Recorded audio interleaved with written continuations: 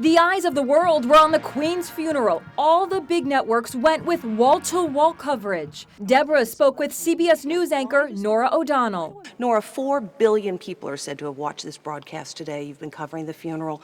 Why does the world care? Why do Americans care? The biggest television event in my lifetime, probably in history. So many people because they were captivated, mesmerized by Queen Elizabeth II, a woman who reigned for 70 years. And I also wonder if there's not something in these incredibly divided times in which we live. She seemed to be a singular figure around whom everybody could rally. Look at today, 500 leaders and heads of state, emperors, princes, they were all here to honor her.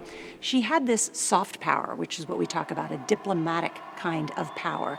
So while she didn't use her military strength, in some ways bringing people together and talking to them, she had great influence. Americans watched transfixed by the Queen's farewell. Here at Tea and Sympathy, a British restaurant in Manhattan, the owners opened up early so customers could have companionship while watching the Queen's funeral. She was a remarkable woman, important to the world in so many ways. These young women took in tea and finger sandwiches. When something happens to the British family, you do something to commemorate or to celebrate. Owner Nickey Perry was brought to tears while watching the coverage. I think people are really fascinated, and I think every now and again there's an overwhelming emotional moment. At New York City's Churchill Tavern, it was a full house at 6 in the morning as the bar opened early for people to watch the funeral. I couldn't help but just ask myself, I wonder if maybe one of the greatest acts of her rule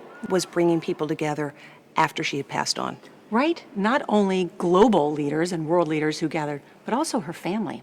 Think about the brothers being united, the family being united in grief, helping to mend maybe some of the wounds.